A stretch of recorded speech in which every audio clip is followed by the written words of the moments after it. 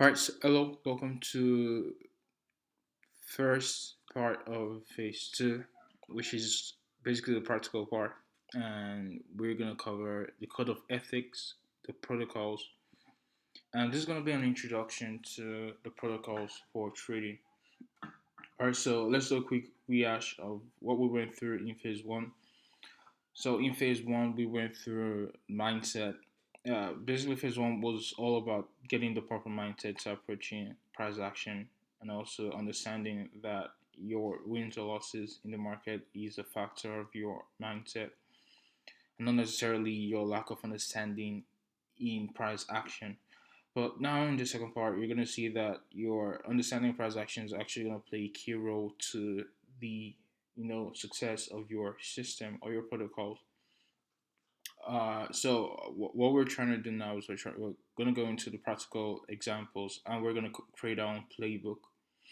Again, I'm going to reference the manager's playbook. The casino manager's playbook we talked about. I think in part four of phase one. So we're going to be creating our own specialized playbook, and then in the next series of phase two, I'm going to show you my own personalized Facebook. Actually, I'm going to introduce my system first. And after my system, I'm going to show you my own personalized playbook. So that hopefully, for those who've gone through the course, you can adopt my own playbook if that suits you, or you can then create yours to suit your type of personality. So this is an introduction to the protocols. Let's go into an understanding of what protocols are. Let's make this 20. All right, so the protocols are a code of ethics guiding your every action in the marketplace. So just like when you join the military, and when you join the military, there's always code of ethics. When you join the military, that is what your protocols are to you. They are going to be essential to your success.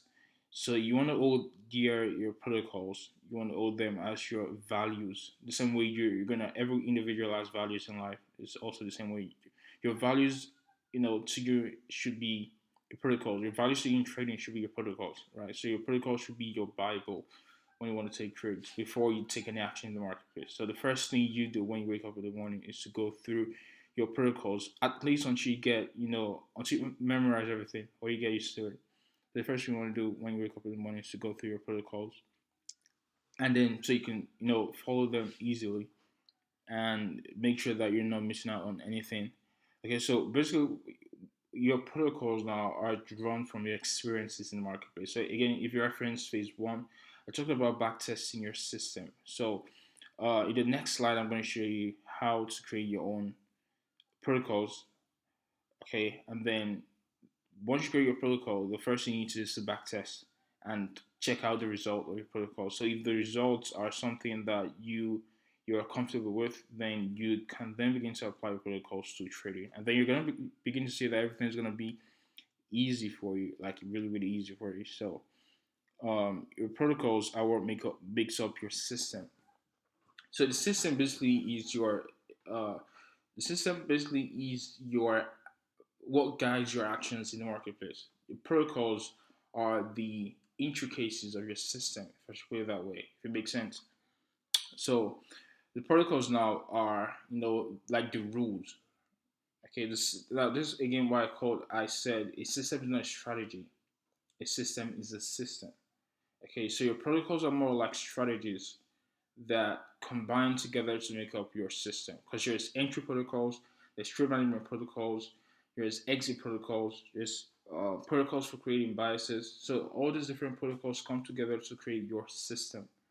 Okay, so these are necessary moving parts to the functioning of the whole, which is your system. So the protocols are what makes up your system, and your protocols are tried and tested strategies that keeps your attention at the necessary actions needed to undertake to achieve a high level of consistency in price action trading. Because oftentimes when you go to trade, again, these were rookie mistakes I'm sure many of us all made when we came into trading, whereby what we often did was to, wake up in the morning and then just go through our charts and for any suitable setup, any setup we thought was suitable, and then we take that trade. Then we get, the following emotional roller coaster that comes with uh, taking approaching the markets from that, from that style. So we go through that, and then we end up discovering that trading is very difficult and not as easy as it seems. And so what we're trying to do is we're trying to avoid all of that. We're trying to avoid rushing to the marketplace. We're trying to avoid trading with fear and all of that. So what we want to do is we want to create a protocol that we can trust. Once we can trust our protocols, the first thing we need to do is at every step of the way, whilst we're taking our trades, whilst we're managing our trades, whilst we're closing our trades, we want to be strictly following our protocols. Okay, strictly following our protocols. And I'm going to show you in the next series how the protocols are essential to your growth in trading. Okay, so without protocols, you can't grow. You need your protocols to grow in trading. So your protocol is to you what the cavalry is to the military. Okay, so now let's use a simple analogy of what protocols are. So now let's say for example you go hiking, right? And of course we don't do hiking over here where we're at because you know everywhere's all rainforest and all.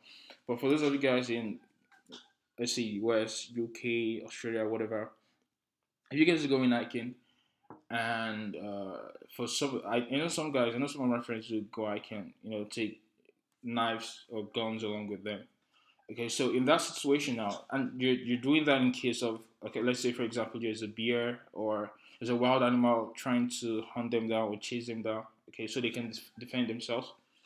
But now, if you go hiking and you take nothing with you, and you get confronted by a bear or a wolf, what do you think is gonna happen?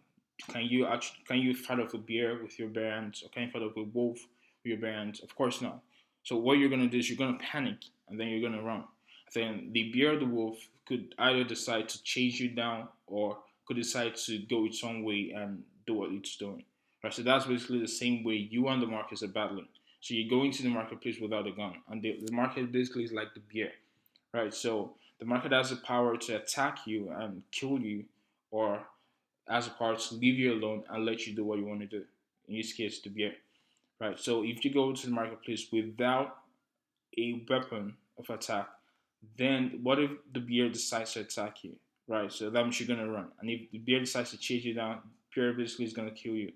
That's the same thing with the market. The market decides to do whatever it's doing. Now remember, the bear is responding from a place of instinct. Okay, so unlike we humans, the bear is responding from its natural instinct. So it's the same way the bear is responding from the natural instinct. It's also the same way the market is operating from a neutral standpoint. But to you now, it seems like the market is going after you, whereas in fact, the market is just doing its thing, right? But now, because you went into the marketplace without a plan of action, right? You're getting hit left, right, center by the marketplace. And then you blow your account because you have no weapon to defend yourself. So that's the same way. That's the same comparison between you and the hiker who got chased down by the bear. But now, imagine you go hiking and then you take along with you a Glock or something or a gun. Okay, and then you get confronted by a bear. Would you get scared if you know how to use that gun? Are you gonna get scared if you know how to use that gun? Of course not. You'll be very confident because now you know if that bear comes after you, you're gonna shoot that thing in the head and it's gonna die. So that weapon is your protocols. Okay, that is your protocol. All right. So the and there's sometimes too, there's gonna be situations whereby there's gonna be people who carry weapons along with themselves when they go hiking, and then they get attacked by wild animals, and then they get so scared that they can use those weapons to defend themselves. Those are people with poor mental preparation.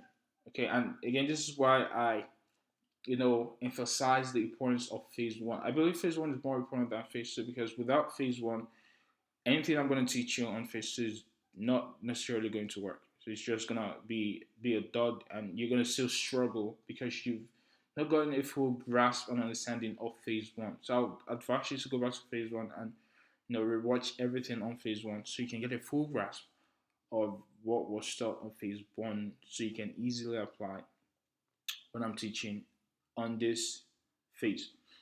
All right. So your weapon is your protocol. Your mental preparation is what we talked about in phase one. So those two together make up your system. All right. Now this is why again I say your mental preparation is way more important than your weapon, which is your protocols. Because if you don't have the right mental preparation to attack, to defend yourself against the bear is just gonna chase you down, and then you get so scared you can't use your gun, and then you drop your gun, and then the bear kills you. Because even though you have a weapon, you're still not mentally prepared to use that weapon to defend yourself. But now, if you're mentally prepared to use that weapon to defend yourself against the bear, then that packed with your gun is a very important, combination. Because now, if the bear attacks you, you're just gonna shoot that thing, and you're not gonna worry about yourself. To you, it's gonna be another rough day because, well, you're used to this. Okay, so that is to us what the protocol. That is to us what the protocol, is. It's a weapon against the market. It's a weapon against emotions in the market. Okay, remember the market is not the enemy. Your emotions are the enemy. So you need to make that mental leap and understand that the market is not the problem. The problem is yourself and your approach to the marketplace. So now we're going to go into steps to create your system. We call the protocols systems are protocols. So we call the protocols the professional's weapon. Okay, so and now we're going to talk about it's basically five simple steps. So how to create your personalized protocols. I think this is a note-taking moment because the next part I'm going to show you my personalized protocols. Then if you want to create your own, this is what you need to do to get your personalized protocol. So step one, create a step-by-step checklist to developing a bias and price action. So what is your step-by-step breakdown in developing a bias in the marketplace? So is it that you first go to the monthly time frame, draw a conclusion, and then you go to daily time frame, draw a conclusion, and then you go to COT data analysis, draw a conclusion? Is it all of that, or is it you start from the weekly time frame, draw a conclusion, and then you look for institutional reference point? So you got to create your own system whereby you can, go through a step-by-step approach to checking your bias in the marketplace, and that is what is going to work for you. Okay, so initially what you want to do is you want to create all this step one, two, three, four, five. You want to go through all of them and then create your checklist first, all your protocols, and then test them out. If you test them out in like the first month and the prospects are not promising, like in the first month you're losing your profitability is like 20%, or your equity did not even grow at all when you back tested protocols, all you simply need to do is switch it up, change something, and then try it one more time until you see the result that you're looking for. So once you can get that result you're looking for, then back test over a period of 3 to 4 months. If the results remain consistent, you're successful in the marketplace. It's an immediate feedback. Once you can see consistent results over 3 to 4 months, back testing, you know you're successful in the marketplace. Okay, so the first thing you need to do is to create a step-by-step checklist developing a bias and price action.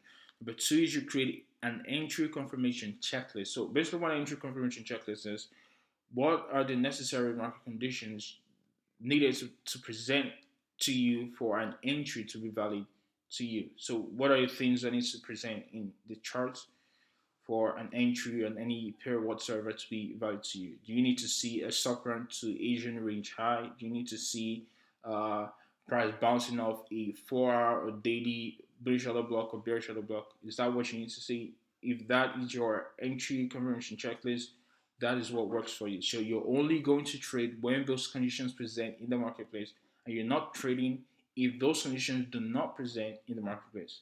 Okay, so that is your entry confirmation checklist.